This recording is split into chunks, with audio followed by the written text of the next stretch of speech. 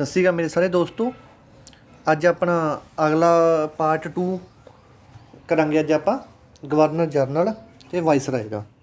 ਠੀਕ ਹੈ ਜੀ, ਸਾਰੇ ਬੱਚਿਆਂ ਨੇ ਧਿਆਨ ਨਾਲ ਸੁਣਨਾ ਗਾ। ਅਤੇ ਅੱਜ ਇਹ ਲੈਕਚਰ ਲੱਗਣ ਜਾ ਰਿਹਾ ਹੈ ਦੂਸਰਾ ਹੈਗਾ, ਅਤੇ ਪਹਿਲੀ ਤੁਸੀਂ ਰਿਵੀਜ਼ਨ ਕਰ ਲਿਓ ਅਤੇ ਦੂਸਰੇ ਦੀ ਵੀ ਕਰ ਲਿਓ ਨਾਲ।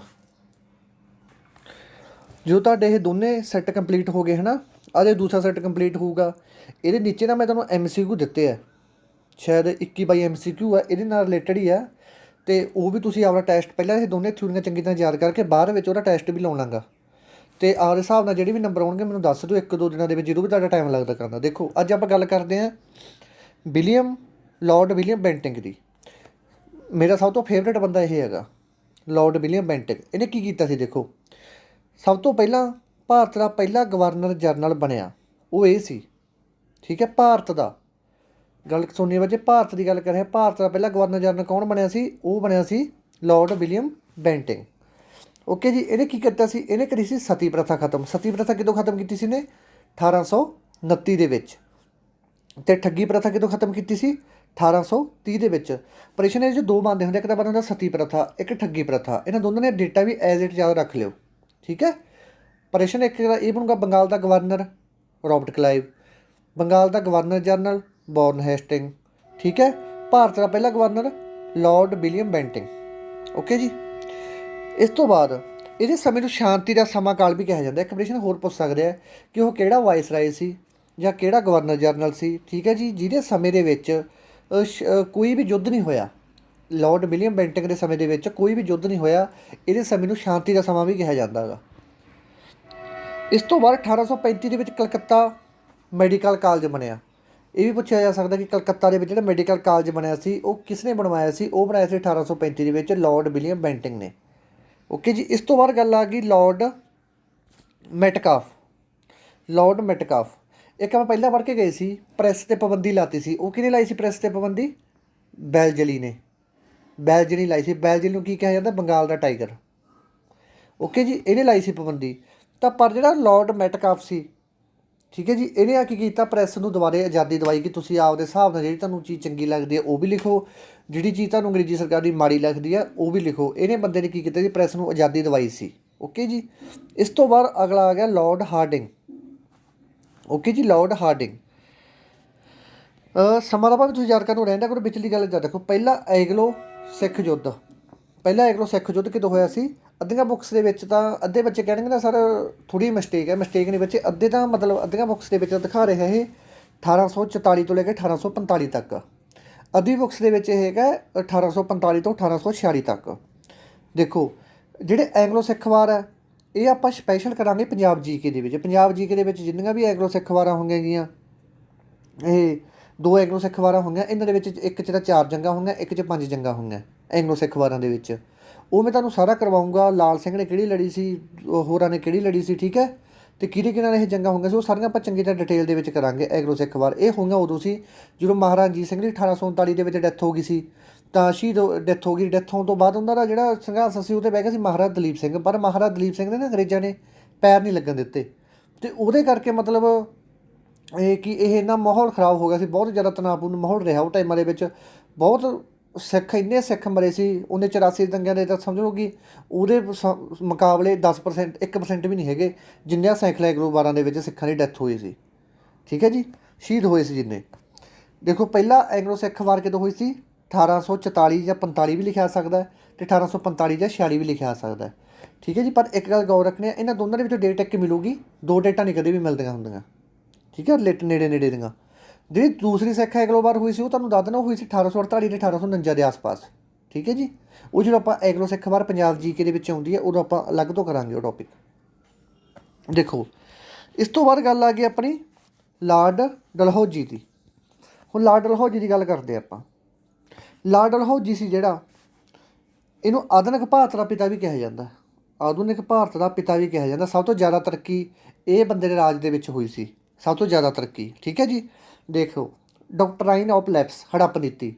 ਹੜੱਪ ਨੀਤੀ ਕਿਹਨੇ ਸ਼ੁਰੂ ਕੀਤੀ ਸੀ? ਡਲਹੌਜੀ ਨੇ। ਰੇਲ ਗੱਡੀ ਕਿਹਨੇ ਚਲਾਈ ਸੀ? ਡਲਹੌਜੀ ਨੇ। ਸੰਚਾਰ ਪ੍ਰਣਾਲੀ ਕਿਹਨੇ ਚਲਾਈ ਸੀ? ਡਲਹੌਜੀ ਨੇ। ਡਾਕਟਰ ਵੀ ਜਿਹੜੇ ਡਾਕਟਰ ਹੁੰਦੇ ਹੈਗੇ ਉਹ ਕਿਹਨੇ ਬਣਾਏ ਸੀ? ਉਹ ਵੀ ਡਲਹੌਜੀ ਨੇ। ਜਿਹੜੀ ਲਿਖਤੀ ਪ੍ਰੀਖਿਆ ਸ਼ੁਰੂ ਕੀਤੀ ਸੀ ਸਿਵਲ ਸਰਵਿਸ ਦੇ ਵਿੱਚ, ਉਹ ਕਿ ਆਪਣੀ ਜਿਹੜੀ ਲਿਖਤੀ ਪ੍ਰੀਖਿਆ ਹੈ, ਜਿਹੜੀ ਆਪਾਂ ਪੇਪਰ ਆਮ ਵੀ ਪੇਪਰ ਦਿੰਦੇ ਹਾਂ, ਹੁਣ ਵੀ ਪੇਪਰ ਦਿੰਦੇ ਹਾਂ ਆਪਾਂ, ਜਿਵੇਂ ਹੁਣ ਆਪਾਂ ਪੰਜਾਬ ਪੁਲਿਸ ਦਾ ਪੇਪਰ ਦਿੰਦੇ ਹਾਂ, ਹੋਰ ਪੇਪਰ, ਉਹ ਵੀ ਇਹਨੇ ਸ਼ੁਰੂ ਕੀਤੀ ਸੀ ਲਾਰਡ ਡਲਹੌਜੀ ਨੇ। ਠੀਕ ਹੈ ਜੀ। ਪਹਿਲੇ ਸਿਵਲ ਸਰਵਿਸ ਕੌਣ ਸੀ ਆਪਣੇ IPS ਜਾਂ IAS? ਉਹ ਹੈਗੇ ਸੀ ਆਪਣੇ ਸਤਿੰਦਰ ਨਾਥ ਟੈਗੋਰ। ਦੇਖੋ 1853 ਦੇ ਵਿੱਚ ਰੇਲ ਗੱਡੀ ਚੱਲੀ ਸੀ ਮੁੰਬਈ ਤੋਂ ਠਾਣਾ ਤੱਕ। ਸੰਚਾਰ ਪ੍ਰਣਾਲੀ ਕਹਿੰਦਾ ਮਤਲਬ ਫੋਨ ਬਣਾਤੇ ਸੀ ਇਹਨਾਂ ਨੇ। ਆਧੁਨਿਕ ਭਾਰਤ ਦਾ ਪਿਤਾ ਕਿਹਾ ਜਾਂਦਾ, ਡਾਕਟਰ ਵੀ ਇਹਨਾਂ ਨੇ ਬਣਾਏ ਸੀ। ਠੀਕ ਹੈ ਜੀ। ਅਤੇ ਇੱਕ ਇਹਨਾਂ ਨੇ ਜਿਹੜੀ ਹੜੱਪ ਨੀਤੀ ਸੀ, ਇਹਦੇ ਕਰਕੇ ਇਹਨਾਂ ਦਾ ਥੋੜ੍ਹਾ ਜਿਹਾ ਵਿਰੋਧ ਜ਼ਿਆਦਾ ਹੋ ਗਿਆ ਸੀ। ਅਤੇ ਸਭ ਤੋਂ ਪਹਿਲਾਂ ਮੈਨੂੰ ਇਹ ਤੁਸੀਂ ਦੱਸਣਾ ਗਾ ਕਿ ਹੜੱਪ ਨੀਤੀ ਦੇ ਅੰਦਰ ਕਿਹੜਾ ਰਾਜ ਸੀ ਜਿਹੜਾ ਹੜੱਪ ਨੀਤੀ ਦੇ ਅੰਦਰ ਸਭ ਤੋਂ ਪਹਿਲਾਂ ਮਿਲਾਇਆ ਗਿਆ ਸੀ? ਉਹ ਹੈਗਾ ਸੀ ਜੀ ਆਪਣਾ ਸਤਾਰਾ। ਠੀਕ ਹੈ ਜੀ। ਉਹ ਹੈਗਾ ਸੀ ਜੀ ਆਪਣਾ ਸਤਾਰਾ। ਇਸ ਤੋਂ ਬਾਅਦ ਠੀਕ ਹੈ ਜੀ, ਲਾਰਡ ਡਲਹੌਜੀ ਦੇ ਸਮੇਂ ਕੀ ਹੋਇਆ ਸੀ? ਹੜੱਪ ਨੀਤੀ ਸ਼ੁਰੂ ਕੀਤੀ ਸੀ। ਸਭ ਤੋਂ ਪਹਿਲਾਂ ਕਿਹੜਾ ਰਾਜ ਮਿਲਾਇਆ ਗਿਆ ਸੀ? ਸਤਾਰਾ। ਪਹਿਲੀ ਰੇਲਵੇ ਲਾਈਨ 1853 ਦੇ ਵਿੱਚ ਮੁੰਬਈ ਤੋਂ ਠਾਣਾ ਤੱਕ, ਉਹ ਵੀ ਡਲਹੌਜੀ ਨੇ ਚਲਾਈ ਸੀ। ਸੰਚਾਰ ਪ੍ਰਣਾਲੀ ਡਲਹੌਜੀ ਨੇ ਚਲਾਈ ਸੀ। ਆਧੁਨਿਕ ਭਾਰਤ ਦਾ ਪਿਤਾ ਡਾਕਟਰ ਤੇ ਸਿਵਲ ਸਰਵਿਸ ਦੀ ਪ੍ਰੀਖਿਆ ਸ਼ੁਰੂ, ਇਹ ਕੰਮ ਕਿਹਨੇ ਕੀਤੇ? ਲਾਰਡ ਡਲਹੌਜੀ ਨੇ। ਦੇਖੋ ਇਸ ਤੋਂ ਅੱਗੇ ਆਪਾਂ ਆ ਗਿਆ ਆਪਣਾ ਲਾਰਡ ਕੈਨਿੰਗ। ਇਹ ਵੀ ਜ਼ਿਆਦਾ ਮਹੱਤਵਪੂਰਨ ਹੈ। ਇਹਦੇ ਵਿੱਚ ਕੀ ਚੀਜ਼ ਮਹੱਤਵਪੂਰਨ ਹੈ? ਦੇਖੋ, ਇਹ ਪਹਿਲਾ ਭਾਰਤ ਦਾ ਵਾਇਸਰਾਏ ਸੀ।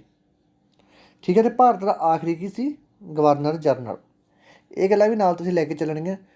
ਠੀਕ ਹੈ ਜੀ। ਇਸ ਤੋਂ ਬਾਅਦ ਇਸ ਦੇ ਸ਼ਾਸਨ ਕਾਲ ਦੇ ਵਿੱਚ 1857 ਦਾ ਵਿਦਰੋਹ ਹੋਇਆ ਸੀ। 1857 ਦੇ ਵਿਦਰੋਹ ਬਾਰੇ ਤੁਹਾਨੂੰ ਮੈਂ ਦੱਸਿਆ ਵਾ ਕਿ 1857 ਦਾ ਵਿਦਰੋਹ ਪਹਿਲਾ ਆਪਣਾ ਆਜ਼ਾਦੀ ਵਿਦਰੋਹ ਸੀ। ਠੀਕ ਹੈ ਜੀ। ਉਹ ਕਈਆਂ ਨੇ ਕਥਨ ਦਿੱਤੇ, ਉਹ ਤੁਹਾਨੂੰ ਕਥਨ ਕਰਵਾਏ ਹੋਏ ਆ। ਇਹਦੇ ਵਿੱਚ ਕੀ ਸੀ? ਮੰਗਲ ਪਾਂਡੇ ਦਾ ਪਹਿਲਾ ਸ਼ਹੀਦ ਸੀ। ਇਹਦੇ ਬਹੁਤ ਸਾਰੇ ਰਾਜਨੀਤਿਕ ਕਾਰਨ ਵੀ ਸੀ। ਠੀਕ ਹੈ ਜੀ। ਹੜੱਪ ਨੀਤੀ ਵੀ ਇਹਦਾ ਕਾਰਨ ਹੀ ਸੀ, ਅਤੇ ਹੋਰ ਵੀ ਬਹੁਤ ਸਾਰੇ ਕਾਰਨ ਸੀ। ਇਹ ਆਪਾਂ 1857 ਦਾ ਵਿਦਰੋਹ ਨਾ ਇੱਕ ਅਲੱਗ ਤੋਂ ਕਰੂੰਗਾ ਮੈਂ। ਆਹ ਟੌਪਿਕ ਨਿਬੜ ਜਾਣ ਦਿਓ। ਇਸ ਤੋਂ ਬਾਅਦ ਨਾ ਆਪਾਂ ਆਪਣੇ 5 ਸੈੱਟ ਹੋ ਚੁੱਕੇ ਨਾ MCQਆਂ ਦੇ, ਅਤੇ ਉਹ ਵੀ ਆਪਾਂ ਕਰਾਂ। ਐਂਡ 'ਤੇ ਮੈਂ ਗੱਲ ਕਰਦਾ, ਵਿੱਚ ਬੱਚੇ ਕਹਿੰਦੇ ਸਰ ਤੁਸੀਂ ਵਿੱਚ ਜ਼ਿਆਦਾ ਗੱਲਾਂ ਕਰਨ ਲੱਗ ਜਾਓ, ਐਂਡ 'ਤੇ ਆਪਾਂ ਗੱਲ ਕਰਦੇ ਉਹਦੇ ਬਾਰੇ। ਦੇਖੋ ਇਸ ਦੇ ਸ਼ਾਸਨ ਕਾਲ ਦੇ ਸਮੇਂ 1857 ਦਾ ਵਿਦਰੋਹ ਹੋਇਆ ਸੀ। ਠੀਕ ਹੈ। ਇਸ ਵਿਦਰੋਹ ਤੋਂ ਬਾਅਦ ਭਾਰਤ ਦਾ ਸ਼ਾਸਨ ਬ੍ਰਿਟਿਸ਼ ਇੰਡੀਆ ਕੰਪਨੀ ਦੇ ਕੋਲੋਂ ਖੋਹ ਕੇ ਬ੍ਰਿਟਿਸ਼ ਸਰਕਾਰ ਨੂੰ ਦੇ ਦਿੱਤਾ ਗਿਆ। ਓਕੇ ਜੀ। ਦੇਖੋ ਇੱਥੋਂ ਤੱਕ ਸਾਰਾ ਕੰਪਲੀਟ ਹੋ ਗਿਆ। ਮੈਂ ਤੁਹਾਨੂੰ ਕਰਵਾਤਾ ਇੱਕ ਤਾਂ ਤੁਹਾਡਾ ਪਾਰਟ ਨੰਬਰ 1, ਇੱਕ ਪਾਰਟ ਨੰਬਰ 2। ਓਕੇ ਜੀ। ਇਹ ਤੁਸੀਂ ਚੰਗੀ ਤਰ੍ਹਾਂ ਯਾਦ ਕਰਨੇ ਆ ਹੁਣ ਦੋਨੇ। ਇਹ ਦੋਨੇ ਜੋ ਤੁਹਾਡੇ ਚੰਗੀ ਤਰ੍ਹਾਂ ਯਾਦ ਹੋ ਗਏ, ਇਸ ਤੋਂ ਬਾਅਦ ਆਹ ਤੁਹਾਨੂੰ MCQ ਪਏ ਆ ਵਿੱਚ ਇਹਦੇ। ਇਹ MCQ ਤੁਸੀਂ ਚੰਗੀ ਤਰ੍ਹਾਂ ਯਾਦ ਕਰਨੇ ਆ। ਇਹ MCQ ਤੁਹਾਨੂੰ ਮੈਂ ਨਹੀਂ ਕਰਾਊਂਗਾ। ਠੀਕ ਹੈ। ਇਹ ਤੁਹਾਡਾ ਆਪਦਾ ਕੰਮ ਦਿਮਾਗ ਕਰਨਾ ਚਾਹੀਦਾ, ਆਪਦਾ ਦਿਮਾਗ ਕੰਮ ਕਰਨਾ ਚਾਹੀਦਾ, ਕਿਉਂਕਿ ਮੈਂ ਤੁਹਾਨੂੰ ਹੁਣ ਸੈੱਟ ਨੰਬਰ 1 ਵੀ ਕਰਵਾਤਾ, ਸੈੱਟ ਨੰਬਰ 2 ਵੀ ਕਰਵਾਤਾ। ਠੀਕ ਹੈ ਜੀ। ਅਤੇ ਆਹ MCQ ਤੁਸੀਂ ਜਿਨ੍ਹਾਂ ਨੇ ਕੱਲ੍ਹ ਸੈੱਟ 1 ਪੜ੍ਹ ਲਿਆ ਅਤੇ ਆਹ ਸੈੱਟ 2 ਪੜ੍ਹ ਕੇ ਨਾਲ ਦੇ ਨਾਲ ਹੀ ਪ੍ਰਸ਼ਨ ਉੱਤਰ ਲਾ ਲਓ। ਠੀਕ ਹੈ ਜੀ। ਦੇਖੋ ਜਿਵੇਂ ਸਥਾਈ ਬੰਦੋਬਸਤ ਸੈਟਲਮੈਂਟ ਕਿਸ ਨੇ ਕੀਤੀ ਸੀ, ਇਹ ਵੀ ਤੁਹਾਨੂੰ ਪਤਾ ਹੋਣਾ ਚਾਹੀਦਾ ਕਿ ਸਥਾਈ ਬੰਦੋਬਸਤ ਕਿਹਨੇ ਸ਼ੁਰੂ ਕੀਤਾ ਸੀ? ਕਰਨੇ ਨੇ, ਲਾਰਡ ਕਾਰਨਵਾਲਿਸ ਨੇ। ਠੀਕ ਹੈ। ਬ੍ਰਿਟਿਸ਼ ਸਰਕਾਰ ਦੇ ਸ਼ਾਸਨ ਦੌਰਾਨ ਮਦਰਾਸ ਵਿੱਚ ਰਿਆਇਤਵਾੜੀ ਪ੍ਰਣਾਲੀ, ਇਹ ਤੁਸੀਂ ਦੱਸਣਾ ਗਾ। ਰਿਆਇਤਵਾੜੀ ਪ੍ਰਣਾਲੀ ਕਿਹਨੇ ਸ਼ੁਰੂ ਕੀਤੀ ਸੀ? ਦੇਖੋ ਸ਼ੁਰੂਆਤ ਅਤੇ ਲਾਗੂ ਦੇ ਵਿੱਚ ਫਰਕ ਹੈ। ਇਹ ਗੱਲ ਪ੍ਰਸ਼ਨ ਦੇ ਵਿੱਚ ਉਲਝਣਾ ਨਹੀਂ ਹੈਗਾ। ਲਾਗੂ ਅਤੇ ਇਹ ਇੱਕ ਤਾਂ ਲਾਗੂ ਹੁੰਦੀ ਚੀਜ਼, ਇੱਕ ਸ਼ੁਰੂਆਤ, ਇਹ ਦੋਨੇ ਚੀਜ਼ਾਂ ਦੇ ਵਿੱਚ ਫਰਕ ਹੈਗਾ। ਇਹ ਵੀ ਤੁਸੀਂ ਆਪਦੇ ਹਿਸਾਬ ਦੇ ਮੈਨੂੰ ਦੱਸ ਦਿਓ। ਜੇ ਤੁਹਾਨੂੰ ਮੈਂ ਦੱਸਦਾ ਨਾ ਚੱਲ ਤੁਹਾਨੂੰ ਆਨਸਰ, ਇਹਦਾ ਆਨਸਰ ਹੈਗਾ ਗਾ ਊੜਾ ਥਾਮਸ ਮੁਨਰੋ। ਬੰਗਾਲ ਦਾ ਪਹਿਲਾ ਗਵਰਨਰ ਜਨਰਲ ਕੌਣ ਸੀ? ਇਹ ਹੈਗਾ ਸੀ ਜੀ ਆਪਣਾ ਬੌਰਨ ਹੈਸਟਿੰਗ, ਕਿਉਂਕਿ ਬਾਅਦ ਵਿੱਚ ਤੁਹਾਨੂੰ ਪਤਾ ਨਹੀਂ ਲੱਗਣਾ, ਤਾਂ ਕਰਕੇ ਮੈਂ ਤੁਹਾਨੂੰ ਪਹਿਲੇ ਦੱਸ ਦਿੰਦਾ ਕਿ ਬੌਰਨ ਹੈਸਟਿੰਗ ਸੀ। ਤੁਸੀਂ ਆਪਦਾ ਰੋਕ ਕੇ ਨਾ ਟਿੱਕਾਂ ਲਾਈ ਜਾਇਓ। ਈਸਟ ਇੰਡੀਆ ਕੰਪਨੀ ਦਾ ਅੰਤਮ ਗਵਰਨਰ ਜਨਰਲ ਅਤੇ ਪਹਿਲਾ ਵਾਇਸਰਾਏ ਕੌਣ ਸੀ? ਇਹ ਹੈਗਾ ਸੀ ਜੀ ਆਪਣਾ ਲਾਰਡ ਕੈਨਿੰਗ। ਠੀਕ ਹੈ ਜੀ। ਇਸ ਤੋਂ ਬਾਅਦ ਸਿਵਲ ਸਰਵਿਸ ਪ੍ਰੀਖਿਆ ਵਿੱਚ ਭਾਰਤ ਲਈ ਪ੍ਰਵੇਸ਼ ਕਿਸ ਨੇ ਸੰਭਵ ਕੀਤਾ? ਦੇਖੋ ਇਹ ਦੋ ਚੀਜ਼ਾਂ ਸੀ ਆਪਰੇਸ਼ਨ ਦੇ ਵਿੱਚ ਬੱਚੇ। ਇੱਕ ਤਾਂ ਹੈਗੀ ਸੀ ਸਿਵਲ ਸਰਵਿਸ ਦੇ ਵਿੱਚ ਪ੍ਰੀਖਿਆ ਵਿੱਚ ਭਾਰਤੀਆਂ ਨੂੰ ਕੀ ਦਿੱਤਾ ਸੀ? ਇੱਕ ਮਤਲਬ ਉਹਨੂੰ ਉਹ ਦੇਤਾ ਸੀ ਕਿ ਤੁਸੀਂ ਵੀ ਸਿਵਲ ਦੇ ਸਕਦੇ ਹੋ, ਪ੍ਰੀਖਿਆ ਦੇ ਸਕਦੇ ਹੋ, ਲਿਖਤੀ ਪ੍ਰੀਖਿਆ ਵੀ ਕਰੀ ਸੀ। ਇਹ ਕਰੀ ਸੀ ਜੀ ਆਪਣੇ ਲਾਰਡ ਡਲਹੌਜੀ ਨੇ, ਜਿਹਨੇ ਸੰਚਾਰ ਦੀ ਪ੍ਰਣਾਲੀ ਚਲਾਈ ਸੀ। ਅਤੇ ਹੋਰ ਇਹਨੇ ਕੀ ਚਲਾਇਆ ਸੀ? ਰੇਲ ਗੱਡੀ ਚਲਾਈ ਸੀ। ਸੰਚਾਰ ਪ੍ਰਣਾਲੀ ਹੋ ਗਈ, ਰੇਲ ਗੱਡੀ ਹੋ ਗਈ, ਹੜੱਪ ਨੀਤੀ ਹੋ ਗਈ। ਠੀਕ ਹੈ ਜੀ। ਕਾਲਜ ਵੀ ਖੋਲ੍ਹੇ ਸੀ ਇਹਨੇ ਕਈ। ਇਹ ਸਾਰੇ ਤੁਸੀਂ ਜਿਹੜੇ ਮੈਂ ਤੁਹਾਨੂੰ ਕਰਵਾ ਕੇ ਆਇਆ ਉਹਦੇ ਵਿੱਚ ਯਾਦ ਕਰ ਲਿਓ। ਇਸ ਤੋਂ ਬਾਅਦ 6ਵਾਂ ਪ੍ਰਸ਼ਨ ਆ ਗਿਆ, ਭਾਰਤ ਦਾ ਪਹਿਲਾ ਸਿਵਲ ਸਰਵਿਸ ਕੌਣ ਸੀ? ਅੱਧੇ ਬੱਚੇ ਕਹੀ ਜਾਂਦੇ ਕਿ ਸਰ ਸਤਿੰਦਰ ਨਾਥ ਟੈਗੋਰ ਸੀ, ਰਵਿੰਦਰ ਨਾਥ ਟੈਗੋਰ ਸੀ, ਸੁਭਾਸ਼ ਰਵਿੰਦਰ, ਇਹਨਾਂ ਦੋਨਾਂ ਦੇ ਵਿੱਚ ਨਾ ਬੜੀ ਕਨਫਿਊਜ਼ਨ ਹੋਈ ਪਈ ਦੋਨਾਂ ਨੂੰ। ਇਹਦਾ ਅਸਲੀ ਆਨਸਰ ਜੀ ਸਤਿੰਦਰ ਨਾਥ ਟੈਗੋਰ ਹੈਗਾ। ਇਹ ਨਾਮ ਗਲਤ ਨਹੀਂ ਲਿਖਿਆ ਗਿਆ, ਇਹ ਰਵਿੰਦਰ ਨਾਥ ਦਾ ਨਾਮ ਨਹੀਂ ਹੈਗਾ, ਰਵਿੰਦਰ ਨਾਥ ਦਾ ਬ੍ਰਦਰ ਹੀ ਹੈਗਾ। ਠੀਕ ਹੈ। ਸਤਿੰਦਰ ਨਾਥ ਟੈਗੋਰ ਹੀ ਸੀ ਆਪਣਾ ਪਹਿਲਾ ਸਿਵਲ ਸਰਵਿਸ। ਅੱਧਿਆਂ ਨੂੰ ਉਲਝਣ ਹੋਈ ਪਈ ਸੀ, ਅੱਧੇ ਰਵਿੰਦਰ ਨਾਥ ਟੈਗੋਰ ਸੀ। ਰਵਿੰਦਰ ਨਾਥ ਟੈਗੋਰ ਨਹੀਂ ਹੈਗਾ ਬੱਚੇ, ਇਹ ਹੈਗਾ ਸਤਿੰਦਰ ਨਾਥ ਟੈਗੋਰ। ਇਸ ਤੋਂ ਬਾਅਦ ਇੰਗਲੈਂਡ ਦੇ ਹਾਊਸ ਆਫ ਕਾਮਰਸ ਦੁਆਰਾ ਕਿਸੇ ਗਵਰਨਰ ਜਨਰਲ 'ਤੇ ਮਹਾਵਿਯੋਗ ਚਲਾਇਆ ਗਿਆ। ਇਹ ਤੁਹਾਨੂੰ ਪਹਿਲਾਂ ਹੀ ਕਰਵਾ ਕੇ ਗਿਆ। ਇਹ ਚਲਾਇਆ ਸੀ ਆਪਣੇ ਸਭ ਤੋਂ ਪਹਿਲੇ ਬੰਗਾਲ ਦੇ ਗਵਰਨਰ ਜਨਰਲ, ਜਿਨ੍ਹਾਂ ਦਾ ਨਾਮ ਹੈਗਾ ਰੋਬਰਟ ਕਲਾਈਵ। ਰੋਬਰਟ ਕਲਾਈਵ 'ਤੇ ਕਿਉਂ ਚਲਾਇਆ ਗਿਆ ਜੀ? ਕਿਉਂਕਿ ਜਿਹੜਾ 1784 ਦੇ ਵਿੱਚ ਇੱਕ ਪਿਟਸ ਐਕਟ ਆਇਆ ਸੀ, ਉਹ ਪਿਟਸ ਐਕਟ ਨੂੰ ਨਿਰੰਤਰ ਬੋਰਡ ਵੀ ਕਹਿ ਦਿੰਦੇ ਆ। ਅਤੇ ਉਹ ਜਿਹੜਾ ਪਿਟਸ ਐਕਟ ਚਲਾਇਆ ਸੀ, ਉਹ ਪਿਟਸ ਐਕਟ ਦੇ ਵਿੱਚ ਕੀ ਹੋਇਆ ਸੀ? ਉਹ ਪਿਟਸ ਐਕਟ ਦੇ ਵਿੱਚ ਨਾ ਇੱਕ ਨਿਰੰਤਰ ਬੋਰਡ ਚਲਾਤਾ ਸੀ। ਉਹ ਨਿਰੰਤਰ ਬੋਰਡ ਦੇ ਵਿੱਚ ਕੀ ਕੰਮ ਸੀ? ਉਹ ਨਿਰੰਤਰ ਬੋਰਡ ਦਾ ਕੰਮ ਇਹ ਸੀ ਬੱਚੇ ਕਿ ਜਿਹੜਾ ਸਰਕਾਰ ਸੀ, ਸਰਕਾਰ ਨੇ ਨਾ ਆਪਦੀ ਸੁਰੱਖਿਆ ਵਾਸਤੇ ਇੰਨੇ ਰੂਲ ਬਣਾਤੇ ਕਿ ਜਿਹਦੇ ਵਿੱਚ ਉਹਨਾਂ ਨੇ ਆਮ ਲੋਕਾਂ ਦੇ ਬਾਰੇ ਕੁਛ ਨਹੀਂ ਸੋਚਿਆ। ਉਹ ਗੱਲ ਦਾ ਵਾਰਨ ਹੇਸਟਿੰਗ ਨੇ ਵਿਰੋਧ ਕੀਤਾ। ਕਹਿੰਦਾ ਜੀ ਤੁਸੀਂ ਸਿਰਫ ਆਪਦੇ ਮੁੱਦੇ ਬਣਾ ਲਏ, ਆਪਦੇ ਕੰਮ ਤੱਕ ਮਤਲਬ ਰੱਖ ਲਿਆ, ਕਿ ਜੇ ਦੂਸਰੇ ਇੰਨੇ ਲੋਕ ਫਿਰਦੇ ਉਹਨਾਂ ਨੇ ਤੁਸੀਂ ਹੱਕ ਬਾਰੇ ਕੋਈ ਵੀ ਗੱਲ ਨਹੀਂ ਕੀਤੀ। ਤਾਂ ਇਹ ਗੱਲ ਤੋਂ ਅੰਗਰੇਜ਼ ਉਹਨਾਂ ਨਾਲ ਖਫਾ ਹੋ ਕੇ ਅਤੇ ਉਹਨਾਂ ਨੇ ਇਹਦੇ ਮਹਾਭਿਯੋਗ ਚਲਾਤਾ। ਇਹ ਪਹਿਲਾ ਗਵਰਨਰ ਜਨਰਲ ਆ ਬੰਗਾਲ ਦਾ ਜਿਹਦੇ 'ਤੇ ਇਹ ਮਹਾਭਿਯੋਗ ਚੱਲਿਆ ਸੀ। ਨਹੀਂ ਅੱਜ ਤੱਕ ਹੋਰ ਕਿਸੇ 'ਤੇ ਵੀ ਨਹੀਂ ਚੱਲਿਆ, ਅਤੇ ਇਹ ਕੇਸ ਦੇ ਵਿੱਚੋਂ ਬਰੀ ਵੀ ਹੋ ਗਿਆ ਸੀ। ਇਸ ਤੋਂ ਬਾਅਦ ਭਾਰਤ ਦਾ ਪਹਿਲਾ ਵਾਇਸਰਾਏ ਕੌਣ ਸੀ? ਇਹ ਬਾਈ ਤੁਸੀਂ ਆਪਦੇ ਆਪ ਦੱਸਦੇ, ਪ੍ਰਸ਼ਨ ਦੁਬਾਰਾ ਰਿਪੀਟ ਹੋ ਚੁੱਕਿਆ ਹੈਗਾ, ਠੀਕ ਹੈ। ਇੱਕ ਵਾਰੀ ਤੁਹਾਨੂੰ ਮੈਂ ਫਿਰ ਵੀ ਦੱਸਦਾ, ਲਾਰਡ ਕੈਨਿੰਗ ਸੀ। ਓਕੇ ਜੀ। ਪਿਟਸ ਇੰਡੀਆ ਐਕਟ ਕਿਸ ਦੇ ਅਧੀਨ ਕਿਸ ਸੰਸਥਾ ਨੂੰ ਸਥਾਪਿਤ ਕੀਤਾ ਗਿਆ ਸੀ? ਦੇਖੋ ਇਹ ਪ੍ਰਸ਼ਨ ਮੈਂ ਤੁਹਾਨੂੰ ਹੁਣੀ ਕਰਵਾ ਕੇ ਗਿਆ ਹੈਗਾ, ਪਹਿਲੀ ਦੱਸ ਗਿਆ। ਜਿਹੜਾ ਪਿਟਸ ਇੰਡੀਆ ਐਕਟ ਸੀ 1784 ਦੇ ਵਿੱਚ ਲਾਗੂ ਹੋਇਆ ਸੀ। ਇਹਦੇ ਰੌਲੇ ਪਿਆ ਸੀ। ਇਹਦੇ ਰੌਲੇ ਕਰਕੇ ਜਿਹੜਾ ਵਾਰਨ ਹੇਸਟਿੰਗ ਸੀ ਉਹਦੇ 'ਤੇ ਮਹਾਭਿਯੋਗ ਚੱਲਿਆ ਸੀ। ਉਦੋਂ ਇਹਨਾਂ ਨੇ ਕੀ ਲਾਤੀ, ਨਿਰੰਤਰ ਬੋਰਡ ਲਾਤਾ ਸੀ। ਕਹਿੰਦਾ ਮਤਲਬ ਕਿ ਜਿਹੜਾ ਸਾਰਾ ਨਿਰੰਤਰ ਸੀ ਉਹ ਨਾ ਅੰਗਰੇਜ਼ ਸਰਕਾਰ ਆਪਦੇ ਪੱਖ 'ਚ ਹੀ ਕਰ ਰਹੀ ਸੀ, ਅਤੇ ਆਮ ਲੋਕਾਂ ਵਾਸਤੇ ਕੋਈ ਪਾਵਰ ਨਹੀਂ ਸੀ ਜਾਂ ਕੋਈ ਨਾ ਸਹੂਲਤ ਘੱਟ ਦੇ ਰਹੀ ਸੀ। ਤਾਂ ਕਰਕੇ ਇਹ ਪਿਟਸ ਇੰਡੀਆ ਐਕਟ ਲਿਆਉਣ ਦੀ ਲੋੜ ਪਈ। ਇੱਕ ਪਿਟਸ ਇੰਡੀਆ ਐਕਟ ਦਾ ਕੰਮ ਇਹ ਸੀ ਕਿ ਜਿਹੜਾ 1773 ਦੇ ਵਿੱਚ ਰੈਗੂਲੇਟਿੰਗ ਐਕਟ ਪਾਸ ਕੀਤਾ ਸੀ, ਉਹਦੇ ਵਿੱਚ ਨਾ ਬਹੁਤ ਸਾਰੀਆਂ ਕਮੀਆਂ ਆ ਗਈਆਂ ਸੀ। ਉਹ ਕਮੀਆਂ ਨੂੰ ਪੂਰਾ ਕਰਨ ਵਾਸਤੇ ਇਹਨਾਂ ਨੇ 1784 ਦੇ ਵਿੱਚ ਪਿਟਸ ਇੰਡੀਆ ਐਕਟ ਲਿਆਂਦਾ ਸੀ।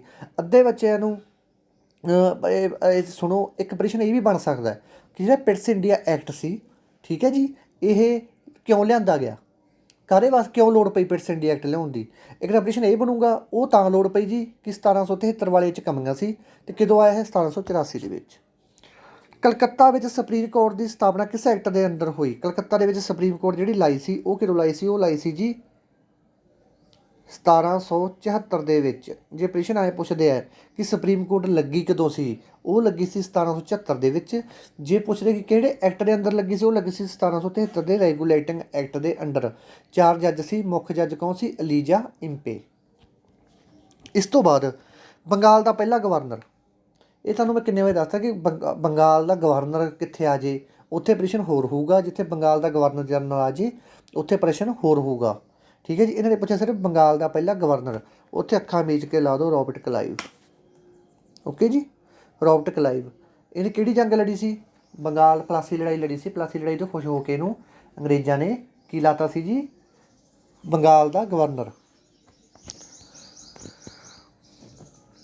ਏਸ਼ੀਅਟਿਕ ਸੁਸਾਇਟੀ ਆਫ ਬੰਗਾਲ ਦੀ ਸਥਾਪਨਾ ਕਿਸ ਬੰਗਾਲ ਦੇ ਗਵਰਨਰ ਦੇ ਸਮੇਂ ਹੋਈ? ਦੇਖੋ ਏਸ਼ੀਅਟਿਕ ਸੁਸਾਇਟੀ ਆਫ ਬੰਗਾਲ ਦੀ ਸਥਾਪਨਾ ਕਿਸ ਬੰਗਾਲ ਦੇ ਗਵਰਨਰ ਜਨਰਲ ਦੇ ਸਮੇਂ ਹੋਈ? ਜਰਨਲ ਲਿਖਣਾ ਦੀ ਵਿੱਚ ਮਿਸਟੇਕ ਰਹੇਗੀ, ਗਵਰਨਰ ਜਨਰਲ ਦੇ ਸਮੇਂ ਹੋਈ। ਉਹ ਹੋਈ ਸੀ ਜੀ ਆਪਣੀ ਵਾਰਨ ਹੈਸਟਿੰਗ ਦੇ ਸਮੇਂ। ਇੱਕ ਤਾਂ ਇਹਦੇ ਸਮੇਂ ਇਹ ਹੋਈ ਸੀ, ਇੱਕ ਇਹਦੇ ਸਮੇਂ ਕੀ ਹੋਇਆ ਸੀ? ਦਾ ਬੰਗਾਲ ਗਜਟ। ਇੱਕ ਕਿਹੜਾ ਅਖਬਾਰ ਲਾਂਚ ਹੋਇਆ ਸੀ? ਦਾ ਬੰਗਾਲ ਗਜਟ। ਇਹ ਪਹਿਲਾ ਭਾਰਤੀ ਅਖਬਾਰ ਸੀ, ਉਹ ਵੀ ਇਸ ਵਾਰਨ ਹੇਸਟਿੰਗ ਦੇ ਸਮੇਂ ਹੀ ਲਾਗੂ ਹੋਇਆ। ਇਸ ਤੋਂ ਬਾਅਦ ਸਿਵਲ ਸੇਵਾ ਦਾ ਜਨਕ ਕਿਸ ਨੂੰ ਕਿਹਾ ਜਾਂਦਾ ਹੈ? ਦੇਖੋ ਇਹਦੇ ਵਿੱਚ ਦੋ ਪ੍ਰਸ਼ਨ ਬਣਦੇ ਹੁੰਦੇ ਆ। ਇੱਕ ਤਾਂ ਸਿਵਲ ਸੇਵਾ ਦਾ ਜਨਕ, ਇੱਕ ਸਿਵਲ ਸੇਵਾ ਵਾਸਤੇ ਦੀ ਪ੍ਰੀਖਿਆ ਵਾਸਤੇ ਕਿਸ ਨੇ ਭਾਰਤੀਆਂ ਵਾਸਤੇ ਇੱਕ ਮਤਲਬ ਰਾਹ ਪੱਧਰਾ ਕੀਤਾ ਸੀ ਜਾਂ ਰਾਹ ਸੌਖਾ ਬਣਾਇਆ ਸੀ? ਉਹ ਤਾਂ ਬਣਾਇਆ ਸੀ ਉਹਨੇ ਆਪਣੇ ਲਾਰਡ ਡਲਹੌਜੀ ਨੇ। ਅਤੇ ਜੇ ਗੱਲ ਆ ਕਿ ਸਿਵਲ ਸੇਵਾ ਜਾਂ ਪੁਲਿਸ ਦਾ ਜਨਕ, ਸਿਵਲ ਸੇਵਾ ਤਾਂ ਪੁੱਛਿਆ ਨਹੀਂ ਜਾਊਗਾ 100%, ਸਿਵਲ ਸੇਵਾ ਨਹੀਂ ਪੁੱਛਿਆ ਜਾਊਗਾ 100%, ਅਤੇ ਪੁਲਿਸ ਪੁੱਛਿਆ ਜਾਊਗਾ ਕਿਉਂਕਿ ਪੇਪਰ ਪੁਲਿਸ ਦਾ ਨਾ। ਇਹ 'ਚ ਪੁੱਛੋ ਕਿ ਪੁਲਿਸ ਦਾ ਜਨਕ ਕਿਸ ਨੂੰ ਕਿਹਾ ਜਾਂਦਾ ਜਾਂ ਪੁਲਿਸ ਦਾ ਪਿਤਾਮਾ ਕਿਸ ਨੂੰ ਕਿਹਾ ਜਾਂਦਾ? ਉਹ ਕਿਹਾ ਜਾਂਦਾ ਹੈ ਆਪਣੇ ਕਰਨੇ ਨੂੰ। ਕਰਨਾ ਕਿਹੜਾ? Lord Cornwallis. ਖਾਰਦਾ ਦਾ ਯੁੱਧ ਦੱਸੋ ਜੀ, ਖਾਰਦਾ ਯੁੱਧ ਕਦੋਂ ਹੋਇਆ ਸੀ? ਇਹ ਸਭ ਤੋਂ ਸੌਖਾ ਪ੍ਰਸ਼ਨ ਹੈਗਾ। ਖਾਰਦਾ ਯੁੱਧ ਕਿਸਰੇ ਸ਼ਾਸਨ ਕਾਲ ਦੇ ਸਮੇਂ ਹੋਇਆ ਸੀ? ਉਹ ਜਿਹੜਾ ਬੰਦਾ ਹੈਗਾ ਉਹਦੇ ਬਾਰੇ ਸਿਰਫ ਇੱਕ ਗੱਲ ਹੀ ਯਾਦ ਕਰਨ ਦੀ ਲੋੜ ਹੈਗੀ। ਦੇਖੋ ਲਾਰਡ ਮਿੰਟੋ ਤਾਂ ਆ ਨਹੀਂ ਸਕਦਾ ਕਿਉਂਕਿ ਲਾਰਡ ਮਿੰਟੋ ਦਾ ਹੈਗਾ ਸੀ ਜਿਹੜਾ, ਉਹ ਹੈਗਾ ਸੀ 1809 ਦੇ ਵਿੱਚ, ਜਿਹਨੇ ਅੰਮ੍ਰਿਤਸਰ ਦੀ ਸੰਧੀ ਕੀਤੀ ਸੀ ਕਿਹਦੇ ਨਾਲ? ਮਹਾਰਾਜਾ ਰਣਜੀਤ ਸਿੰਘ ਨਾਲ। ਸਰ ਜੌਨ ਸ਼ਾਰ ਮੂਰੇ ਇਹ ਆ ਸਕਦਾ ਹੈਗਾ, ਠੀਕ ਹੈ। ਇਹਦੇ ਸਮੇਂ ਖਾਰਦਾਂ ਦੀ ਲੜਾਈ ਹੋਈ ਸੀ ਅਤੇ ਲਾਰਡ ਵਿਲੀਅਮ ਬੈਂਟਿੰਗ ਨਾਲ ਤਾਂ ਕੋਈ ਸੰਬੰਧ ਹੀ ਨਹੀਂ ਹੈਗਾ ਇਹਦਾ। ਠੀਕ ਹੈ ਜੀ। ਥਾਮਸ ਮੁਨਰੋ ਸੀ ਜਿਹੜਾ, ਇਹਨੇ ਤੁਹਾਨੂੰ ਦੱਸਿਆ ਹੈਗਾ ਕਿ ਉਹ ਸਥਾਈ ਬੰਦੋਬਸਤ ਥਾਮਸ ਮੁਨਰੋ ਨੇ ਕਿਹਾ ਸੀ, ਜਿਹੜਾ ਹੈਗਾ ਉਹ ਦਿੱਤਾ, ਲਾਗੂ ਕੀਤਾ ਸੀ ਇਹਨੂੰ ਆਪਣੇ ਨੇ ਲਾਰਡ ਕਾਰਨਵਾਲਿਸ ਨੇ। ਇਸ ਤੋਂ ਬਾਅਦ ਰਿਆਇਤਵਾੜੀ ਵਿਵਸਥਾ ਕਿਸ ਨੇ ਸ਼ੁਰੂ ਕੀਤੀ? ਨਹੀਂ, ਰਿਆਇਤਵਾੜੀ ਵਿਵਸਥਾ ਕਿਸ ਨੇ ਸ਼ੁਰੂ ਕੀਤੀ? ਦੇਖੋ, ਰਿਆਇਤਵਾੜੀ ਵਿਵਸਥਾ ਜਿਹੜੀ ਸ਼ੁਰੂ ਕੀਤੀ ਸੀ ਉਹ ਕਿਹਨੇ ਕੀਤੀ ਸੀ? ਤੁਸੀਂ ਮੈਨੂੰ ਦੱਸਣਾ ਇਹਦਾ ਆਨਸਰ। ਠੀਕ ਹੈ ਜੀ। ਸਭ ਤੋਂ ਪਹਿਲਾਂ ਸ਼ੁਰੂ ਕਿੱਥੇ ਕੀਤੀ ਗਈ, ਇਹ ਵੀ ਤੁਸੀਂ ਜ਼ਿਆਦਾ ਧਿਆਨ ਨਾਲ ਪ੍ਰਸ਼ਨ ਪੜ੍ਹ ਲਿਓ। ਇਹ ਕਰੀ ਗਈ ਸੀ ਜੀ ਆਪਣੇ ਮਦਰਾਸ ਦੇ ਵਿੱਚ ਰਿਆਇਤਵਾੜੀ ਵਿਵਸਥਾ ਸ਼ੁਰੂ ਕੀਤੀ ਸੀ। ਰਿਆਇਤਵਾੜੀ ਵਿਵਸਥਾ ਮੈਂ ਤੁਹਾਨੂੰ ਸਮਝਾਤੀ। ਇਹ ਰਿਆਇਤਵਾੜੀ ਵਿਵਸਥਾ ਕੀ ਸੀ ਉਹ ਤੁਸੀਂ ਆਪਦਾ ਮਾੜਾ ਜਿਹਾ ਜਿਹੜੇ ਦੋਨੇ ਟੌਪਿਕ ਚੰਗੀ ਤਰ੍ਹਾਂ ਕਰੋਗੇ ਨਾ, ਉਹ ਬੰਦੇ ਨੂੰ ਪਤਾ ਲੱਗ ਜੂ। ਤੇ ਰਿਆਇਤਵਾੜੀ ਵਿਵਸਥਾ ਸ਼ੁਰੂ ਕਿਹਨੇ ਕੀਤੀ ਸੀ? ਲਾਰਡ ਹੈਸਟਿੰਗ ਨੇ।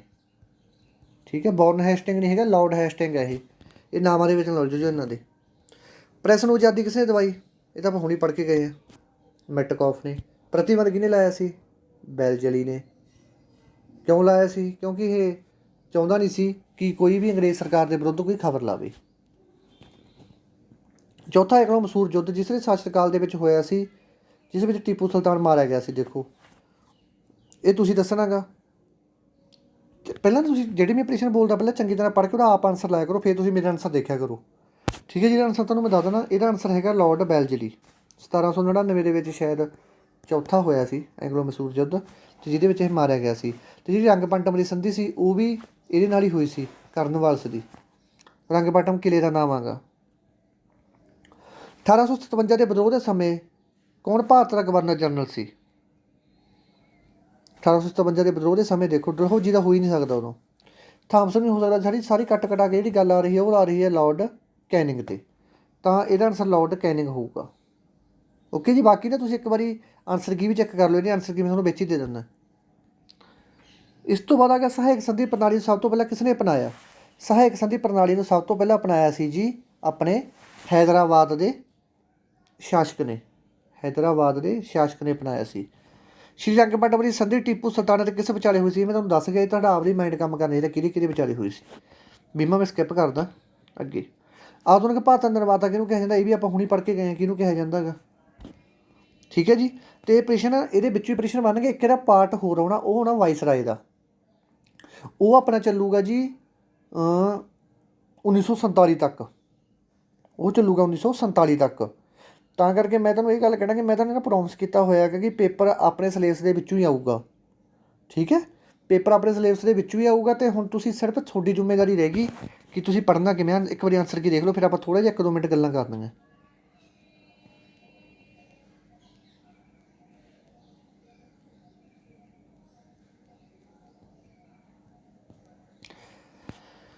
ਦੇਖੋ ਜੀ, ਹੁਣ ਮੈਂ ਤੁਹਾਡੇ ਨਾਲ ਗੱਲਾਂ ਕਰਨੀਆਂ। ਜਿਹੜੇ ਬੱਚਿਆਂ ਨੂੰ ਥੋੜ੍ਹੀ ਜਿਹੀ ਗੱਲਾਂ ਦੇ ਵਿੱਚ ਪ੍ਰੋਬਲਮ ਹੈਗੀ ਉਹ ਭਾਵੇਂ ਸਕਿੱਪ ਕਰ ਦਿਓ। ਅਤੇ ਹੁਣ ਗੱਲਾਂ ਸੁਣ ਲਓ 1-2। ਮੈਂ ਤੁਹਾਨੂੰ ਜਿਵੇਂ ਪਹਿਲਾਂ ਕਿਹਾ ਕਿ ਜਿਹੜਾ ਸਿਲੇਬਸ ਹੋਣਾ, ਉਹ ਜਿਹੜਾ ਮੈਂ ਤੁਹਾਨੂੰ ਸਿਲੇਬਸ ਕਰਾ ਰਿਹਾ ਹੈਗਾ ਆਪਣੇ ਪੇਪਰ ਦੇ ਵਿੱਚ, ਇਹਦੇ ਵਿੱਚੋਂ ਹੀ ਸਿਲੇਬਸ ਦੇ ਵਿੱਚੋਂ ਪੇਪਰ ਆਉਣ ਦੇ ਫੁੱਲ ਚਾਂਸ ਨੇ, ਆਊਗਾ ਵੀ ਇਹਦੇ ਵਿੱਚੋਂ ਹੀ। ਤਾਂ ਕਰਕੇ ਨਾ ਕਿ ਆਪਾਂ ਕੋਈ ਵੀ ਚੀਜ਼ ਨਾ ਸਕਿੱਪ ਨਾ ਕਰੀਏ। ਜਿਹੜੇ ਆਪਣੇ ਸੈੱਟ ਚੱਲ ਰਹੇ ਆ, ਠੀਕ ਹੈ, ਉਹ ਸੈੱਟ ਵੀ ਚੱਲਣਗੇ, ਉਹ ਸੈੱਟ ਚੱਲਦੇ ਰਹਿਣਗੇ। ਉਹ ਜੋਗ੍ਰਾਫੀ ਦੇ ਵੀ ਚੱਲਣਗੇ, ਉਹ ਸਾਇੰਸ ਦੇ ਵੀ ਚੱਲਣਗੇ। ਠੀਕ ਹੈ ਜੀ। ਉਹ ਪੰਜਾਬ ਜੀਕੇ ਦੇ ਵੀ ਚੱਲਣਗੇ। ਉਹ ਸਾਰੇ ਕਾਸੇ ਸੈੱਟ ਚੱਲਣਗੇ ਉਹ। ਅਤੇ ਤਾਂ ਕਰਕੇ ਉਹ ਸੈੱਟ ਆਪਾਂ ਘੱਟੋ ਘੱਟ 15 ਜਾਂ 20 ਸੈੱਟ ਕਰਿਆ ਕਰਾਂਗੇ। 15 ਜਾਂ 20 ਹਰੇਕ ਸਿਲੇਬਸ ਦੇ ਆਪਾਂ ਸੈੱਟ ਕਰਿਆ ਕਰਾਂਗੇ। ਠੀਕ ਹੈ ਜੀ। ਅਤੇ ਫਿਰ ਉਹਦੇ ਬਸ ਤੁਸੀਂ ਪੇਪਰਾਂ ਵੇਲੇ ਕੀ ਕਰਨਾ, ਤੁਸੀਂ ਐਕਸਟਰਾ ਪੜ੍ਹਨ ਦੀ ਲੋੜ ਨਹੀਂ ਤੁਹਾਨੂੰ ਕੁਛ ਕਿਤਾਬਾਂ ਚੱਕਣ ਦੀ ਕਿ ਤੁਸੀਂ ਹੋਰ ਕਿਤਾਬਾਂ ਚੱਕੀ ਜਾਓ। ਤੁਸੀਂ ਬਸ ਉਹੀ ਜਿਹੜੇ PDF ਤੁਹਾਨੂੰ ਭੇਜੂਗਾ, ਜੇ PDF ਤੋਂ ਤੁਹਾਨੂੰ ਸਮਝ PDF ਦੇ ਤੁਹਾਨੂੰ ਪਤਾ ਕਿ ਡਾਇਰੈਕਟ ਆਨਸਰ ਦਿੱਤੇ ਹੋਏ ਹੋਣਗੇ। ਜੇ ਤੁਸੀਂ ਵੀਡੀਓ ਦੇਖ ਲਓਗੇ, ਵੀਡੀਓ ਦੇ ਵਿੱਚ ਨਾ ਤੁਹਾਨੂੰ ਕੀ ਪਤਾ ਲੱਗ ਜੂਗਾ, ਇਹ ਚੀਜ਼ ਦਾ ਪਤਾ ਲੱਗ ਜੂ ਕਿ ਨਾਲ ਜਿਹੜੇ ਹੋਰ ਐਕਸਟਰਾ ਪੁਆਇੰਟ ਕਿਹੜੇ ਆ। ਠੀਕ ਹੈ ਜੀ। ਪਹਿਲੀ ਗੱਲ ਤਾਂ ਇਹ ਸੈੱਟ ਤੁਹਾਨੂੰ ਇਵੇਂ ਜਿਵੇਂ ਮਿਲੀ ਜਾਣਗੇ। ਮੈਂ ਪਲੇਲਿਸਟ ਬਣਾਈ ਹੋਈ ਹੈ, ਉਹ ਵੀ ਤੁਸੀਂ ਨਾਲ ਦੇ ਨਾਲ ਗੌਰ ਨਾਲ ਆਪਦਾ ਦੇਖਦੇ ਰਿਹਾ ਕਰੋ। ਇੱਕ ਗੱਲ ਤਾਂ ਆਪਣੀ ਇਹ ਹੈ। ਦੂਸਰੀ ਗੱਲ, ਅੱਧੇ ਬੱਚੇ ਨੂੰ ਇਹ ਸ਼ੱਕ ਹੋਊਗਾ ਕਿ ਸਿਲੇਬਸ ਉਦੋਂ ਨੂੰ ਕੰਪਲੀਟ ਹੋਊਗਾ ਕਿ ਨਹੀਂ ਹੋਊਗਾ। ਬੱਚੇ ਸਿਲੇਬਸ ਉਦੋਂ ਨੂੰ ਮੈਂ ਕੰਪਲੀਟ ਕਰਵਾ ਕੇ ਦੇਊਂਗਾ ਤੁਹਾਡਾ। ਹਜੇ 2-2.5 ਮਹੀਨੇ ਪੇਪਰ ਦੇ ਕੋਈ ਚਾਂਸ ਨਹੀਂ ਹੈਗੇ। ਜੇ ਸਿਲੇਬਸ ਗੱਲ ਸੁਣੋ, ਮੈਂ ਫਾਹਾ ਵੜ ਦਿੰਦਾ, ਕੋਈ ਚੱਕਰ ਨਹੀਂ। ਮੈਂ ਤੁਹਾਨੂੰ ਡੇਲੀ ਇੱਕ ਜੋਗ੍ਰਾਫੀ ਦੀ, ਇੱਕ ਪੋਲੀਟੀ ਦੀ, ਇੱਕ ਸਾਇੰਸ ਦੀ, 2 ਲੈਕਚਰ ਮੈਥ ਦੇ ਵਿੱਚ, ਰੀਜਨਿੰਗ ਹੈ ਮਾਲੋ ਮਾਲ ਕਰ ਦਿੰਦਾ। ਪਰ ਉਹ ਚੀਜ਼ ਦਾ ਕੋਈ ਫਾਇਦਾ ਨਹੀਂ ਹੈਗਾ। ਉਹਦੇ ਵਿੱਚ ਅੱਧੇ ਤਾਂ ਬੱਚੇ ਪੜ੍ਹ ਲੈਣਗੇ ਜਿਹੜੇ ਪਹਿਲੀ ਵਾਰ ਆ ਰਹੇ ਆ, ਜਾਂ ਹਜੇ ਜਿਹਨਾਂ ਦਾ ਨਵਾਂ ਬਾਹ ਪਿਆ ਪੇਪਰ ਦੇ ਨਾਲ, ਉਹਨਾਂ ਨੂੰ ਉਹ ਚੀਜ਼ ਦੇ ਵਿੱਚ ਬਾਹਲੀ ਪ੍ਰੋਬਲਮ ਆਉਣੀ ਹੈ। ਮੈਂ ਵੀ ਸਟੂਡੈਂਟ ਰਿਹਾ, ਮੈਨੂੰ ਪਤਾ ਕਿ ਪ੍ਰੋਬਲਮਾਂ ਕੀ ਆਉਂਦੀਆਂ, ਕਿੱਥੇ ਆਉਂਦੀਆਂ। ਜਦੋਂ ਬਾਹਲਾ ਸਿਲੇਬਸ ਇਕੱਠਾ ਹੋ ਜਾਂਦਾ ਨਾ, ਉਦੋਂ ਪ੍ਰੋਬਲਮ ਆਉਣੀ ਹੁੰਦੀ ਹੈ। ਜਿੰਨਾ ਕਿ ਮੈਂ ਤੁਹਾਨੂੰ ਦਈ ਜਾਂਦਾ, ਜੇ ਤੁਸੀਂ ਇੰਨਾ ਕੀ ਨਾ ਚੰਗੀ ਤਰ੍ਹਾਂ ਕਰੀ ਜਾਓਗੇ ਤਾਂ ਵਧੀਆ ਰਹੋਗੇ। ਠੀਕ ਹੈ। ਦੇਖੋ ਹੁਣ ਆਪਾਂ ਘਰ ਪਾਉਣੇ ਆ, ਠੀਕ ਹੈ ਜੀ, ਮਤਲਬ ਆਪਾਂ ਜਦੋਂ ਘਰ ਪਾਉਣੇ ਆ ਆਪਾਂ ਪੋਲ ਬਣਾਉਣੇ ਆ, ਕੋਈ ਵੀ ਪੋਲ 'ਤੇ ਆਪਾਂ ਕੀ ਰੱਖਦੇ ਹਾਂ, ਛੱਤ ਰੱਖਦੇ ਹਾਂ। ਠੀਕ ਹੈ। ਆਹ ਦੇਖੋ, ਆਹ ਛੱਤ ਆਪਣੀ, ਆਹ ਆਪਣਾ ਪੋਲ ਹੋ ਗਿਆ। ਪੋਲ ਦਾ ਮਤਲਬ ਜਿਹੜਾ ਆਪਾਂ ਘਰੇ ਉਹ ਲਾਉਣੇ, ਥੰਮ ਲਾਉਣੇ ਆ। ਜੇ ਹੁਣ ਥੰਮ ਤੁਸੀਂ ਆਹ ਲਾਈ ਬੈਠੇ ਹੋ, ਛੱਤ ਬਾਹਲੀ ਵੱਡੀ ਹੈ, ਛੱਤ ਡਿੱਗੂਗੀ ਕਿ ਨਹੀਂ ਡਿੱਗੂਗੀ ਤੁਸੀਂ ਆਪ ਦੱਸੋ। ਛੱਤ ਤਾਂ ਬਾਹਲੀ ਵੱਡੀ ਲਾ ਲਈ, ਥੰਮ ਪਤਲਾ ਜਾਂ ਛੱਤ ਥੋੜ੍ਹੀ ਡਿੱਗਣੀ ਹੈ। ਉਹੀ ਕੰਮ ਸਟੱਡੀ ਦਾ। ਤੁਸੀਂ ਆਪਦੀ ਜਿਹੜੀ ਆਹ ਹੈਗਾ ਯਾਦ ਕਰਨ ਦੀ ਸ਼ਕਤੀ ਆ, ਥੋੜ੍ਹੀ ਯਾਦ ਕਰਨ ਦੀ ਸ਼ਕਤੀ ਹੈ, ਇਹਨੂੰ ਮਜ਼ਬੂਤ ਰੱਖੋ। ਪੂਰਾ ਮਜ਼ਬੂਤ ਰੱਖੋਗੇ ਤਾਂ ਸਿਲੇਬਸ ਵੀ ਤੁਹਾਡੇ ਨਾਲ ਹੀ ਪੂਰੀ ਵਧੀਆ ਐਡਜਸਟਮੈਂਟ ਕਰੂਗਾ। ਜੇ ਤੁਸੀਂ ਇਹ ਗੱਲ ਸਮਝ ਲਈ ਕਿ ਸਾਨੂੰ ਸਿਲੇਬਸ ਮਿਲੀ ਜਾਵੇ, ਸਿਲੇਬਸ ਮੈਂ ਤੁਹਾਨੂੰ ਦੇ ਦੂੰਗਾ, ਸਿਲੇਬਸ ਦਾ ਕੀ ਹੈਗਾ, ਇੰਨੀਆਂ ਬੁੱਕਸ ਪਈਆਂ ਗਈਆਂ ਹੈ, ਨੋਟਸ ਹੀ ਬਣਾਉਣੇ, ਮੈਂ PDF ਬਣਾ ਕੇ ਤੁਹਾਨੂੰ ਸਿੱਟੀ ਚੱਲੂਗਾ, ਪੜ੍ਹੀ ਚੱਲੋ। ਉਹ ਤਾਂ ਕਿਤਾਬਾਂ ਵੀ ਪਈਆਂ, ਉਹ ਤਾਂ ਤੁਸੀਂ ਆਪ ਵੀ ਪੜ੍ਹ ਲਓਗੇ, ਫਿਰ ਮੇਰੀ ਤਾਂ ਕੋਈ ਲੋੜ ਹੀ ਨਹੀਂ ਹੈਗੀ। ਠੀਕ ਹੈ ਜੀ। ਅਤੇ ਇਹ ਗੱਲ ਤੋਂ ਥੋੜ੍ਹਾ ਜਿਹਾ ਕਰੇਜ ਕਰੋ। ਸਿਰਫ ਜਿਹੜੀ ਚੀਜ਼ ਤੁਹਾਨੂੰ ਭੇਜਦਾ ਨਾ, ਤੁਸੀਂ ਉਹੀ ਚੀਜ਼ ਦੀ ਚੰਗੀ ਤਰ੍ਹਾਂ ਰੱਟੇ ਲਾ ਲਓ, ਜਿਵੇਂ ਪੰਜਾਬੀ ਕਹਿੰਦੇ ਰੱਟੇ ਲਾ ਲਓ। ਉਹ ਚੀਜ਼ ਚੰਗੀ ਤਰ੍ਹਾਂ ਫੇਰ ਲਓ, ਕਿ ਕਹਿਣ ਦਾ ਮਤਲਬ ਕਿ ਉਹਦੇ 'ਚ ਤਾਂ ਕੋਈ ਗੁੰਜਾਇਸ਼ ਨਾ ਰਹੇ। ਆਪਦਾ ਥੰਮ ਮਜ਼ਬੂਤ ਕਰੋ ਪਹਿਲਾਂ, ਫਿਰ ਹੀ ਤੁਹਾਡੀ ਸਿਲੇਬਸ ਦੀ ਜਿਹੜੀ ਛੱਤ ਆ ਉਹ ਤੁਹਾਡੇ 'ਤੇ ਟਿਕੂਗੀ। ਨਹੀਂ ਉਹਨਾਂ ਟਾਈਮ ਤੁਹਾਨੂੰ ਮਤਲਬ ਜੇ ਤੁਸੀਂ ਇਹ ਕੰਮਾਂ ਦੇ ਵਿੱਚ ਪੈ ਗਏ ਨਾ, ਸਿਲੇਬਸ ਮਿਲ ਜੇ, ਫਿਰ ਤੁਹਾਨੂੰ ਦੱਸਤਾ ਪੇਪਰ ਦੇ ਵਿੱਚ ਨਾ ਪੱਖਿਆਂ ਵੀ ਨਹੀਂ ਝਾਕ ਕੇ ਆਉਂਗੇ, ਇਕੱਲੇ ਪੱਖਿਆਂ ਵੀ ਨਹੀਂ ਝਾਕ ਕੇ ਆਉਣਾ ਪੈਂਦਾ ਹੁੰਦਾ। ਫਿਰ ਪੇਪਰ 'ਚ ਜਦੋਂ ਆਇਆ ਹੁੰਦਾ ਸਿਲੇਬਸ ਬਾਹਲਾ ਹੋ ਜਾਂਦਾ, ਅਤੇ ਮੁੜ ਕੇ ਫਿਰ ਬਸ ਉੱਥੇ ਜਾ ਕੇ ਦੇਗ ਕੜਾਹ ਇਹੋ ਜਿਹਾ ਕੁਛ ਹੀ ਬਣਦਾ ਹੁੰਦਾ ਪੇਪਰ 'ਚ ਜਾ ਕੇ। ਤਾਂ ਕਰਕੇ ਨਾ ਜਿੰਨਾ ਸਿਲੇਬਸ ਉਹਨੂੰ ਮਿਲੀ ਜਾਂਦਾ ਇੰਨਾ ਕਰੀ ਚੱਲੋ। ਮੈਥ ਦੀ ਮੈਂ ਤੁਹਾਡੀ ਜ਼ਿੰਮੇਵਾਰੀ ਲੈਂਦਾ, ਮੈਥ ਦੀ ਮੈਨੂੰ ਥੋੜ੍ਹੀ ਜਿਹੀ ਕੋਈ ਪ੍ਰੋਬਲਮ ਆ ਰਹੀ ਹੈ, ਉਹ ਤੁਹਾਨੂੰ ਮੈਂ ਬਾਅਦ 'ਚ ਜਿੱਦੇ ਮਤਲਬ ਉਹਨੀ ਟਾਈਮ ਦੀ ਪ੍ਰੋਬਲਮ ਨਹੀਂ ਹੈਗੀ, ਥੋੜ੍ਹੀ ਜਿਹੀ ਨਾ ਮੈਨੂੰ ਕੰਪਿਊਟਰ ਦੇ ਵਿੱਚ ਥੋੜ੍ਹੀ ਜਿਹੀ ਦਿੱਕਤ ਹੈ ਕਿਸੇ ਚੀਜ਼ ਦੀ, ਉਹ ਮੈਂ ਥੋੜ੍ਹੀ ਅਰੇਂਜਮੈਂਟ ਕਰ ਲਾਂ ਉਹ ਚੀਜ਼ ਦਾ। ਅਤੇ ਇੱਕ ਤੁਹਾਨੂੰ ਪਤਾ ਲੋਕਡਾਊਨ ਕਰਕੇ ਥੋੜ੍ਹਾ ਜਿਹਾ ਔਖਾ ਹੋਇਆ ਪਿਆ। ਅਤੇ ਸਿਲੇਬਸ ਮੈਂ ਤੁਹਾਡਾ ਸਾਰਾ ਮੈਥ ਦਾ ਤਿਆਰ ਕਰੀ ਬੈਠਾ, ਮੈਥ ਦਾ ਸਾਰਾ ਸਿਲੇਬਸ ਤੁਹਾਡਾ ਤਿਆਰ ਹੈ। ਅਤੇ ਇੰਨਾ ਵਧੀਆ ਮੈਥ ਦਾ ਸਿਲੇਬਸ ਤਿਆਰ ਆ, ਮੈਂ ਕਹਿਣਾ ਕਿ ਜਿਹੜੇ ਬੰਦੇ ਨੇ ਕਦੇ ਮੈਥ ਨੂੰ ਹੱਥ ਵੀ ਨਹੀਂ ਲਾਇਆ ਨਾ, ਉਹ ਵੀ ਸਾਰੇ ਸਵਾਲ ਅਟੈਂਡ ਕਰਕੇ ਹੀ ਜਾਊਗਾ। ਇਹ ਤੁਹਾਡੇ ਨਾਲ ਵਾਅਦਾ ਰਿਹਾ। ਮੇਰੇ ਕੋਲ ਨਾ ਪਹਿਲਾਂ ਤੁਹਾਨੂੰ ਦੱਸਦਾ, ਮੈਂ ਮੈਂਸੂਰੇਸ਼ਨ ਸ਼ੁਰੂ ਕੀਤੀ ਸੀ, ਮੇਰੇ ਕੋਲ ਇਹਨਾਂ ਦੇ ਬੱਚੇ ਆਉਂਦੇ ਹੁੰਦੇ ਸੀ, ਉਹਨਾਂ ਦਾ ਕੀ ਚੱਕਰ ਸੀ, ਉਹ ਜਿਹੜੇ ਪਹਿਲਾਂ ਨੇ ਮੈਂਸੂਰੇਸ਼ਨ ਸ਼ੁਰੂ ਕੀਤੀ, ਜਮਾਂ ਸੱਚੀ ਗੱਲ ਦੱਸਦਾ ਤੁਹਾਨੂੰ ਮੈਂ, ਉਹਨਾਂ ਨੂੰ ਮੈਂਸੂਰੇਸ਼ਨ ਕਹਿੰਦੇ ਸਰ ਇਹ ਤਾਂ ਬਾਹਲੀ ਔਖੀ, ਤਾਂ ਸਾਨੂੰ ਆਉਣੀ ਨਹੀਂ, ਇਹ ਤਾਂ ਆਉਣੀ ਨਹੀਂ। ਅਤੇ ਹੁਣ ਉਹਨਾਂ ਨੂੰ ਮੈਂਸੂਰੇਸ਼ਨ ਦਾ ਕੋਈ ਮਰਜ਼ੀ ਸਵਾਲ ਪਾ ਦਿਓ, ਅਤੇ ਪਹਿਲ ਨੰਬਰ 'ਤੇ ਮੈਥੋਂ ਵੀ ਛੇਤੀ ਸਵਾਲ ਕਰ ਦਿੰਦੇ ਉਹ ਹੁਣ। ਠੀਕ ਹੈ ਜੀ, ਕਿਉਂਕਿ ਮੈਥੋਂ ਪ੍ਰੈਕਟਿਸ ਨਹੀਂ ਹੁੰਦੀ ਅਤੇ ਉਹ ਉਨੀ ਜ਼ਿਆਦਾ ਪ੍ਰੈਕਟਿਸ ਕਰ ਰਹੇ ਹੈਗੇ। ਤਾਂ ਕਰਕੇ ਜਿਹੜਾ ਮੈਥ ਹੈਗਾ, ਮੈਥ ਦੇ ਵਿੱਚ ਜਿਹੜੇ ਚੱਲਣੀ ਉਹ ਚੱਲਣੀ ਆ ਪ੍ਰੈਕਟਿਸ। ਮੈਂ ਤੁਹਾਨੂੰ ਇੰਨੀ ਪ੍ਰੋਮਿਸ ਕਰ ਸਕਦਾ, ਮਤਲਬ ਜਿਵੇਂ ਇੱਕ ਇਕਾਈ ਹੈ, ਉਹਦੀ ਨਾ ਮੈਂ ਤੁਹਾਨੂੰ ਅਸਾਈਨਮੈਂਟ ਬਣਾ ਕੇ ਦੇ ਦੂੰ, 70 ਸਵਾਲਾਂ ਦੀ ਬਣਾ ਕੇ ਦੇ ਦਾਂ, 80 ਸਵਾਲਾਂ ਦੀ ਬਣਾ ਕੇ ਦੇ ਦਾਂ, ਬਣਾ ਕੇ ਵੀ ਪੰਜਾਬੀ ਦੇ ਵਿੱਚ ਦੇਊਂਗਾ। ਜੇ ਬੱਚੇ ਦੇ ਹੋਰ ਮੈਸੇਜ ਦੇ ਇੰਗਲਿਸ਼ 'ਚ ਵੀ ਬਣਾ ਦੂੰਗਾ, ਦੋਨੇ ਇਕੱਠੇ ਕੰਪੇਅਰ ਕਰ ਦੂੰਗਾ। ਅਤੇ 70-80 ਸਵਾਲ ਨਾ ਤੁਸੀਂ ਘੱਟੋ ਘੱਟ 10 ਵਾਰੀ ਕੱਢਣੇ ਇੱਕ ਸਵਾਲ। ਠੀਕ ਹੈ। ਮੈਥ ਦਾ ਕੀ ਰੂਲ ਹੈ, ਮੈਥ ਦਾ ਮੰਨ ਲਓ 2 ਸਵਾਲ ਹੈ, 3 ਸਵਾਲ ਆ, ਪਹਿਲਾ ਮੈਥ ਸਵਾਲ ਤੁਸੀਂ ਕੱਢਤਾ, ਦੂਜਾ ਕੱਢਤਾ, ਤੀਜਾ ਤੁਹਾਨੂੰ ਆਉਂਦਾ ਨਹੀਂ, ਤੀਜਾ ਸਵਾਲ ਤੁਸੀਂ ਸਮਝ ਕੇ 4 ਵਾਰੀ ਕੱਢੋ। ਠੀਕ ਹੈ ਨਾ।